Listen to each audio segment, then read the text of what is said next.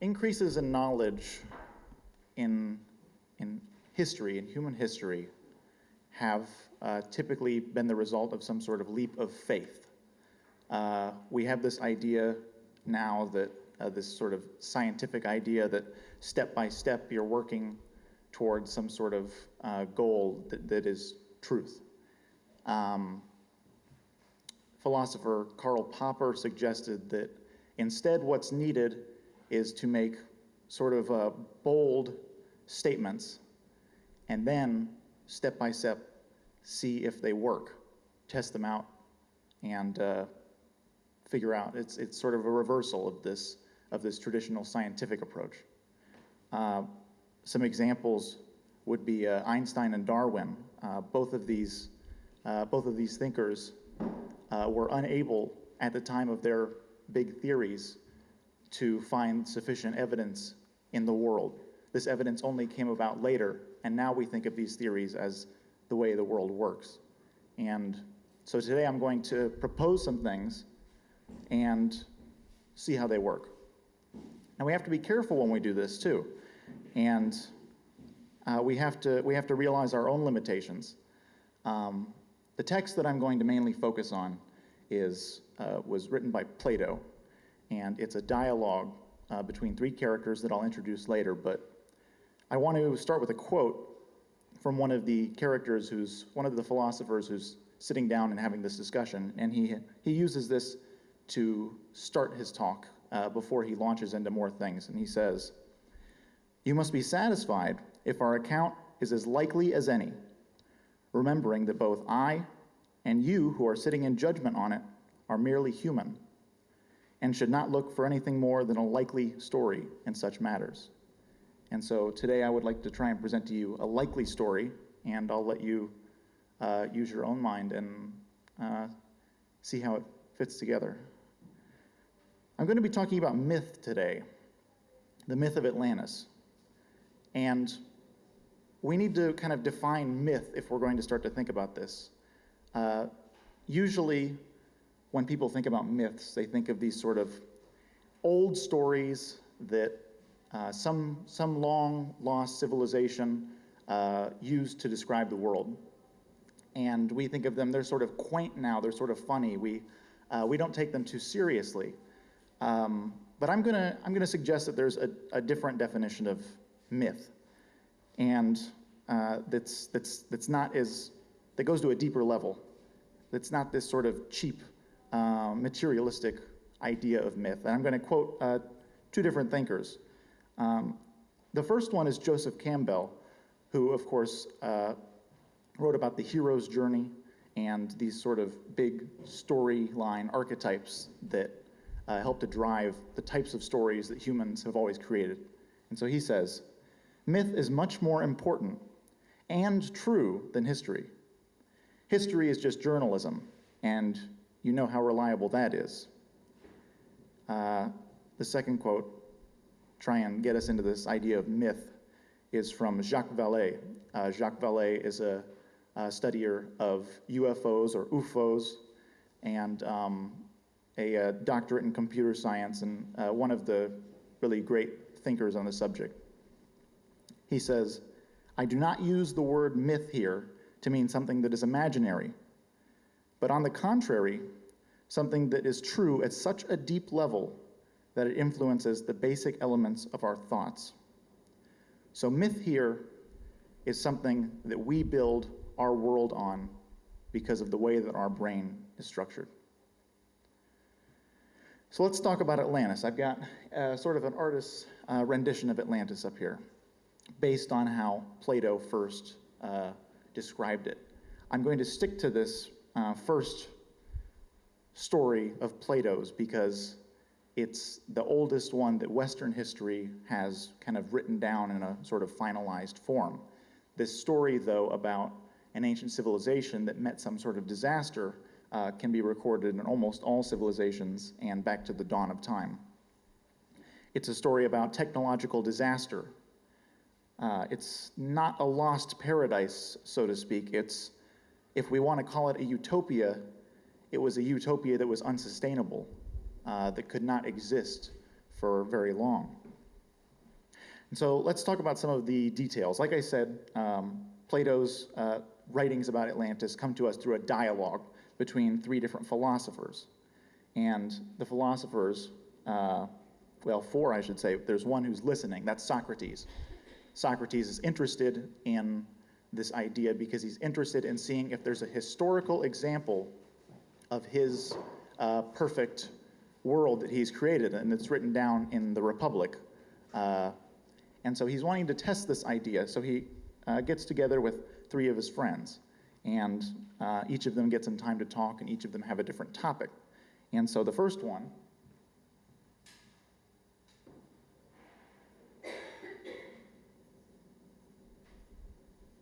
Timaeus.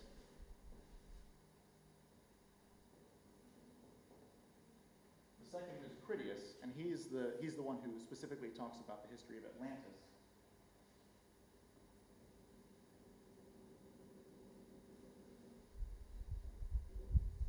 And then there's Hermocrates. And so Timaeus kind of sets up the story, and I mean that in a big way. Timaeus actually goes through and starting with the basic idea of what is the universe and what is the soul and what is a human being, takes us through all these different steps in order to just kind of show how the world works. This text has been hugely influential, both to alchemists and later to scientists and philosophers. And so then we get to Critias, and Critias wants to tell us about the story of Atlantis. And like many Greek stories, it starts out with a god. This time it's Poseidon. So Poseidon sees this island that's in the Atlantic Ocean, and on this island there lives a very beautiful woman, of course, and her parents. Conveniently, the beautiful woman is orphaned, and Poseidon then goes in and marries her. At this point, he decides to build a fortress around their home. And the fortress is set up like this. There are 2 land rings and 3 water rings surrounding it. It has a circular structure.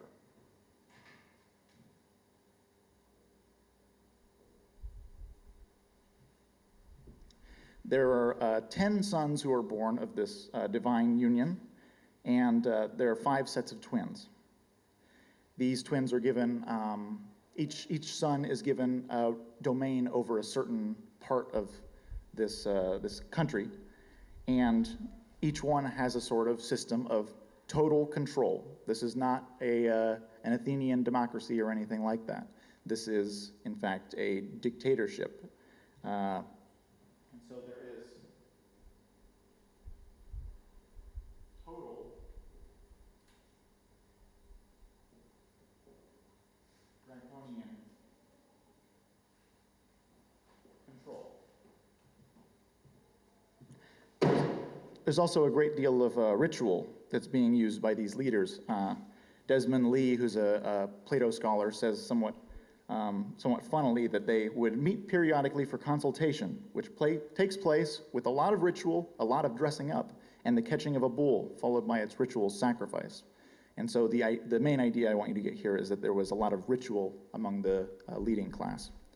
Now the first actual sort of construction that's begun is bridges and canals. And in other words, they're setting up sort of a fundamental infrastructure, and it's an energy infrastructure. There is energy being transported, whether that's in the form of people or in the form of water. At this point, Plato writes that they set up all the things that a city would need when Plato was writing. So a horse track, temples, this sort of thing. But the center of the city always remains the beautiful woman's house. And he keeps referring to this as the mother's house, kind of over and over. And it's always the center.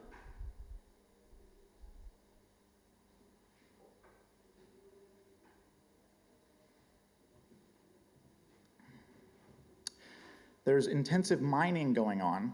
Interestingly, one of the things that's mined, Plato describes it, and he says that it survives today only in name. He gives it a name or a chalk, but I think it's important just to think about that there used to be this resource, and there no longer is.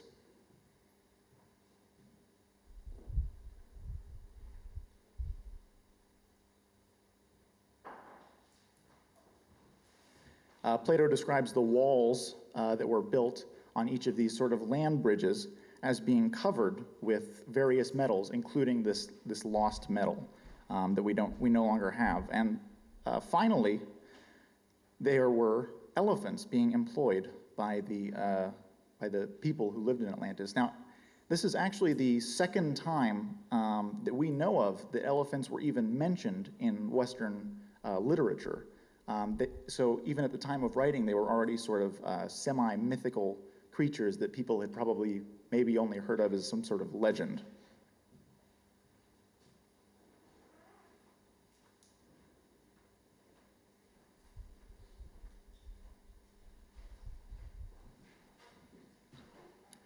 At this point, I'm going to change a little bit, and I'd like to take some of these things that we have here, some of these things that Plato wrote about, and I would like to examine them in a light that is not normally used. I'm going to analyze them and try and apply a theory to them. The theory is that Atlantis was actually an alien colony, an extraterrestrial colony that was placed on this Earth long before humans were really even here, or really even the rulers of the Earth, as we would like to think of ourselves. Now, you might think this is quite a jump. Where am I coming from here? Well, I'm gonna talk about that. There's been a debate going on in astronomy for about the past 60 or so years, and it all started with this equation. To make this simple, this is the Drake equation, which is basically, the idea of it is to try and figure out how many other civilizations exist in the Milky Way galaxy. And this was created by an astronomer in the 1940s, and by 1950, theoretical physicist Enrico Fermi posted a big question to his colleagues. He asked, he went through some of these things, plugging in numbers as he knew them at the time. You know, how many stars are made each year? What is the likelihood of a planet like Earth orbiting a star, and these sorts of things. And based on his calculations, it seemed like there should have been millions of other civilizations in the galaxy. And so his big question is, if there's millions of them out there, where are they? I'm not going to go in too deep to this because I've got a lecture on my website that goes into this topic with a little bit more detail. So I'm going to just kind of quickly go over this. Research that we have now would suggest that there are anywhere on the low end of 7 billion to 20 billion Earth-like planets in our galaxy alone. That's planets that kind of exist in this sort of place where we think life could form. So just because life could form doesn't mean it did. Well, if we look at the history of Earth, we see that almost as soon as the Earth had actually cooled enough to allow it, life basically started. Laboratory experiments by Miller and Urey also show that amino acids and other basic building blocks of life can be formed very easily in like a very common gas that would have been found on Earth at this time or on other planets. Just kind of these building blocks spontaneously erupting out of this gas when UV light or electricity is shot through it. Now, how many of these species would be intelligent is a little bit more of a tricky question. The Earth has been around for, I think, about 8 billion years, and we've only seen one species that can claim human-level intelligence. Now, we do have chimpanzees and dolphins, and who knows what could happen in the next couple of million years. But even if all these, even if the amount of life forms that are intelligent is very, very small, the enormity of the starting numbers of the amount of Earth-like planets seems to suggest that there has to be tons of other civilizations out there. So once again, we come to the question Enrico Fermi posed. Where are they? I've read a lot of different types of explanations or attempts to kind of settle this question. I think there's two really strong ones that both sort of explain this silence. You know, they're not like flying around, they haven't contacted us, blah, blah, blah. And they both leave open the possibility of prehistoric contact. The first one is called the sustainability solution, and I'll quote the paper that comes from. The absence of extraterrestrial intelligence observation can be explained by the possibility that exponential or other fast growth is not a sustainable development pattern for intelligent civilizations. Basically, the idea of this one is, for a long time, we thought that civilization would just exponentially kind of explode in a big circle from wherever it started, in sort of like this Star Trek fashion. And we're thinking now that that doesn't make as much sense, especially with the kind of experience that we've had here on the Earth already, with having issues with the natural resources that we have and this sort of thing. And so this is all about sustainability. Is it sustainable to keep a huge space empire going? And this would suggest not. And so they give two alternative types of civilizations. One type of civilization kind of lives within its means, so to speak, and the other one would collapse. And here's another quote: just as human populations sometimes persist in diminished numbers after a collapse, it is possible there exists post-collapse extraterrestrial intelligence. So basically, aliens living on after a collapse. Second idea about this paradox here that we have, where are they, comes from Glenn David Brin, who was a astronomer and studied a lot of these different theories. And I like to call it what he kind of suggested, I like to call it the interior burn theory. As a civilization is expanding and its shell is sort of moving outward, on the interior of this civilization, there's problems with overpopulation, there's problems with materials being used up. And so as the farther away you get your civilization, the stuff in the middles, there's going to be lots of nasty problems. He then goes on to think, okay, well, have we seen anything on Earth's history that could maybe suggest that something like this has happened in the last 8 billion years? And he says, the catastrophic conclusion of the age of dinosaurs is not inconsistent with the violent epoch of settlement. A final war, perhaps, fought with asteroids in which extraterrestrial settlers cleaned the Earth's surface of higher forms, returning it unintentionally to nursery status. Essentially, what he's suggesting is that the destructive end of the age of dinosaurs was part of some sort of larger war that was going on.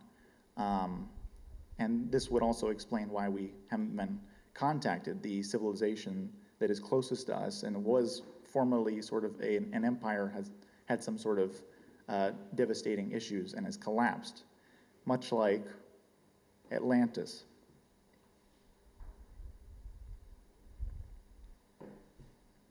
So let's go back to Atlantis and let's look at these things that I've written down, and let's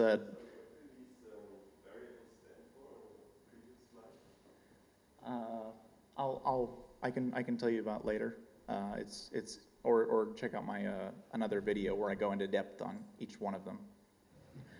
So we've got let's go back to Atlantis and let's start to kind of think about these points that Plato makes and see if we can figure something out. And so for one, he says it as a circular structure. There's these rings that go around. This is similar to many spaceship designs that would involve artificial gravity, in which you, like in 2001: A Space Odyssey, for instance, where you have a giant revolving sort of circle that would be using centrifugal force to keep people down.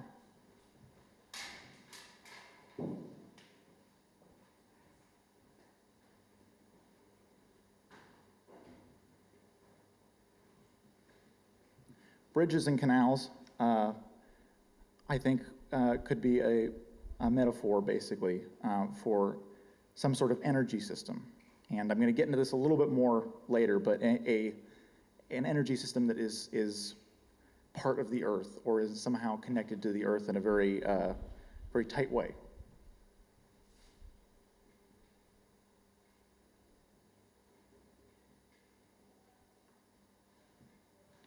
A mother's house could, of course, refer to a mother ship.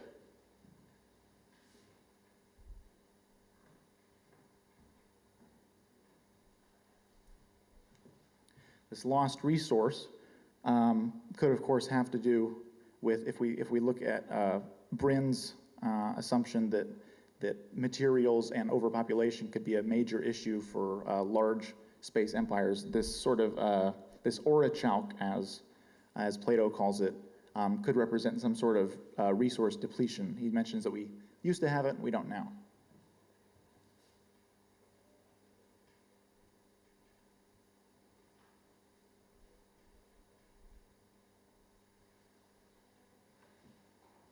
Walls made of different materials, metal materials. This wouldn't have been common in any sort of Greek society. I think we could also say that this could be some sort of spacecraft.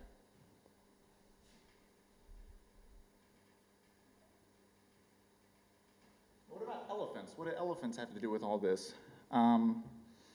Plato needed some sort of impressive, large animal in his story, and he needed it to represent something.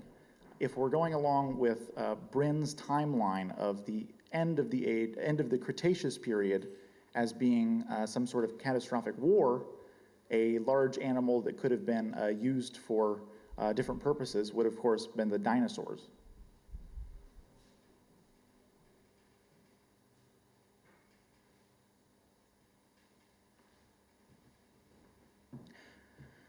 So now we need to think about what kind of beings these could have been. Who were these Atlanteans? Who populated this colony that came to us? And I think we can also, once again, look at ancient history and mythology. Mythology around the world is filled with the story of some sort of reptilian creatures, snake creatures, serpents, dragons. All of these things are extremely widespread in any sort of cultural memory. There are, of course, the European dragons. In the Old Testament, there were the seraphs, or the brazen serpents. The Sumerians believed in a flying, flaming serpent named Enki. Chinese kings claimed they had dragon blood. This is how they claimed their right to rule. In Central America, often these sort of feathered serpents, anytime you see a snake with feathers, that means that it can fly in some way, were the teachers of culture. And Oannes was a Babylonian amphibious creature, also had this same sort of teacher of culture sort of role. And so often these things are teachers, sometimes they are ancestors even. And so how did Plato and other civilizations, how did they get this knowledge? I mean, we're talking about a gap of 100 million years between the end of the age of dinosaurs and the start of humankind as we know it. First, we need to kind of forget everything we know about what we generally think about psychology, and we need to think about an alternative. We need to also remember this Earth energy grid that I pointed out a little bit ago. It's been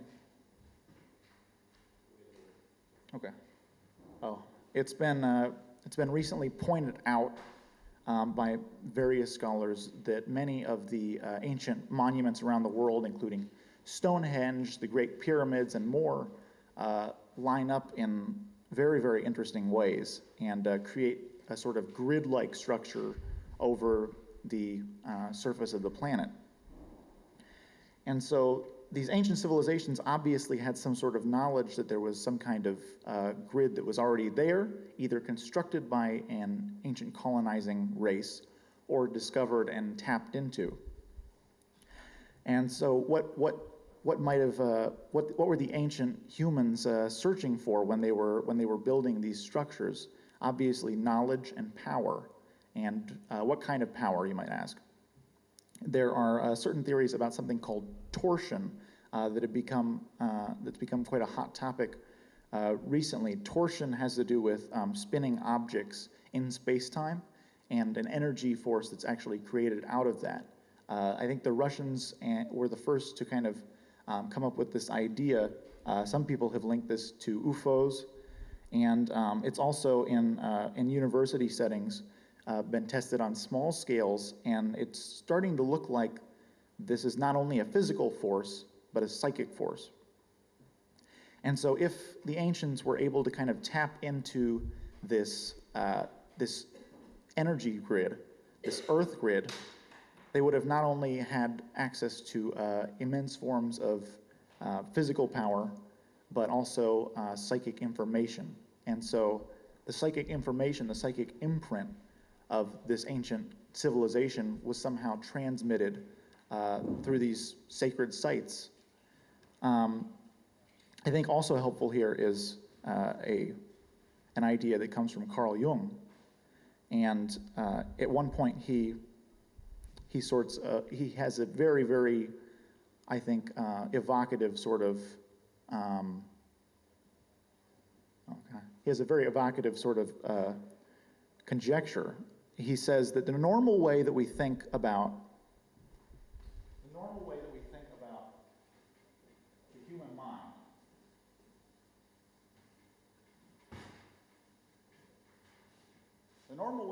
the human mind is that the eye looks at a tree, and let's say that this tree has some sort of special value for the civilization.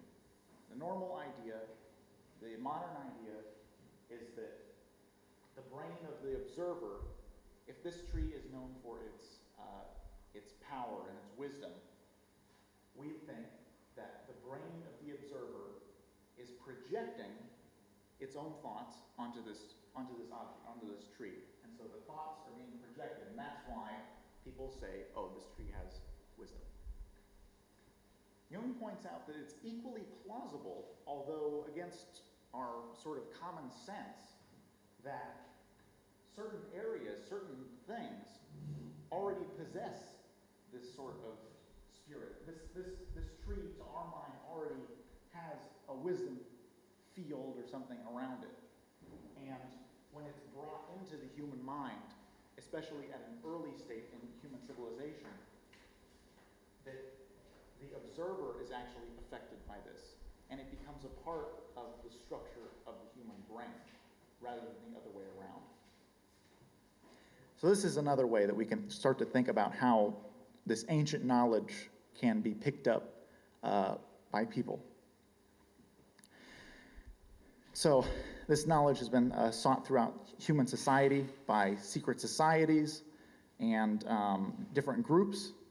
And one thing that I already mentioned that was very important to these secret societies was, of course, alchemy, the basis of which is in Timaeus. The alchemical and hermetic sort of tradition can basically be traced back to this in Western thought. Critias, of course, is about Atlantis. It's about the colony, the ancient alien colony. Hermocrates is mysterious. It's a lost text. We don't actually know what Hermocrates talked about after these other two conversations.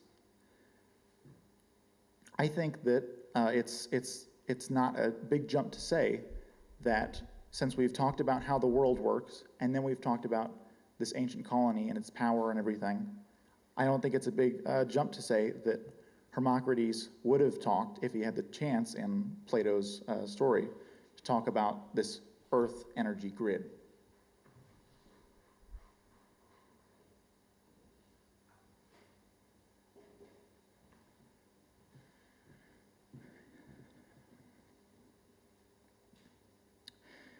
And so through these various types of sources of energy, and through these various archetypes, as Jung would say, that have come down to us, basically that we've been inheriting from another ancient empire, we've been manipulated, whether it's intentional by some sort of surviving element, whether we're simply picking up these things that happened millennia and millennia ago, and it's becoming part of our brain structure. Our collective unconsciousness is caught up in these memories of an ancient reptilian past, and it's playing out throughout history and to this day. I mentioned before that there was the social order in Atlantis was one of total control. It was draconian, as we like to say. Draco, of course, coming from dragon, serpent, and reptilian. And this has led to modern sorts of reptilian theories by different people. I would suggest looking at David Icke's work. But I think Icke, in some ways, while it's a great analogy, Icke basically writes about politicians and other people in power as literally reptilian beings that drink blood and do these sorts of things. And I don't think he's getting subtle enough into this, because as systems of power are set up, there are certain types of attributes that come out in people as they're moving up these systems of power. Let's take a look. There's hierarchy, love of ritual,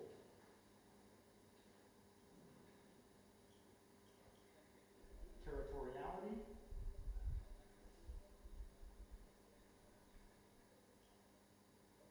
and aggression. If you look at the history of the world, the history of the human race, you'll see how people in power tend to display these sorts of attributes. Now, there's also something that's very interesting once you start looking at this. There was a neuroscientist named Paul MacLean who came up with what he called the tripartite theory of the brain. And I'm going to draw a quick sketch here.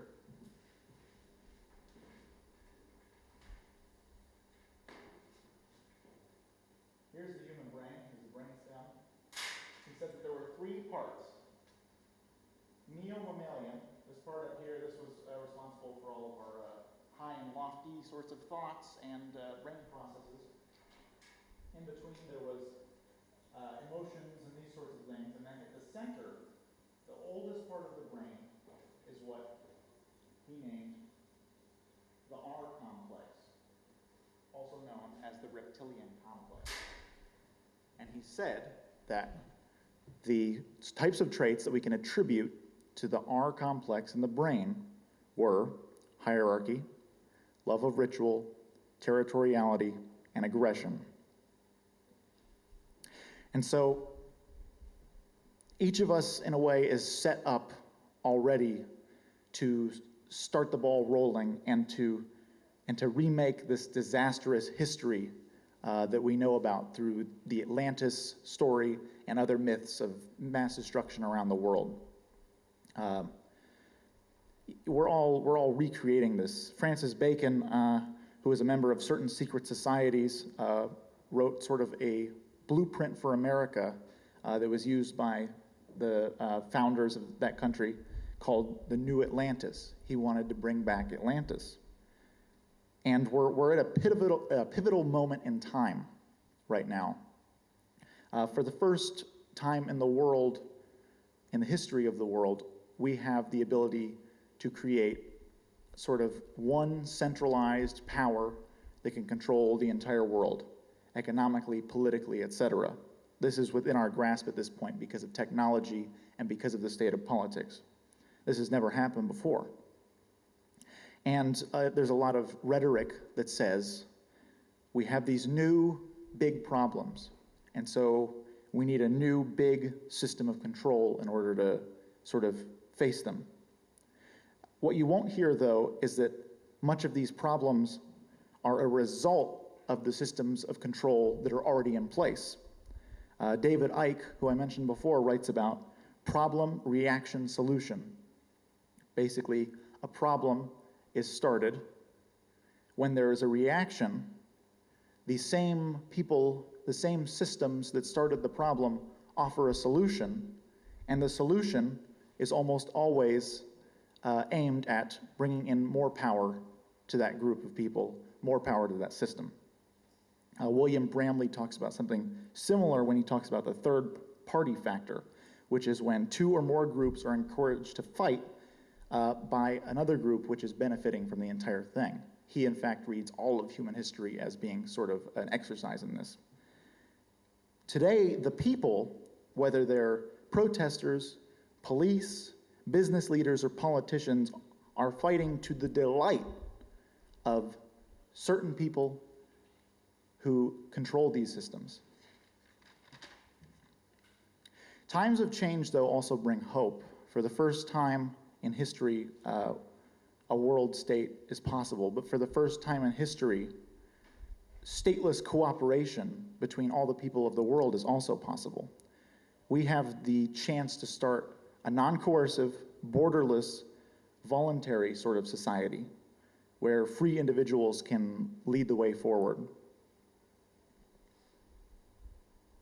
Oh, there's the brain. Atlantis should be for us a warning, not a blueprint for the future. And we also have to remember, and I think this is key, if you don't remember anything else, remember this. Atlantis is a part of all of us. It is ingrained into our very brain structure. Nietzsche said we have a will to power. Freud said that there was a will to pleasure or something like this, or a death drive. I would like to say that we have a Atlantis drive within all of us, and we have to be very, very careful. Each of us below the surface has a reptilian astronaut, a reptilian statesman, a reptilian dictator that's waiting to be activated. We have to acknowledge this. Then and only then can we start to change ourselves and thus the world. Thank you.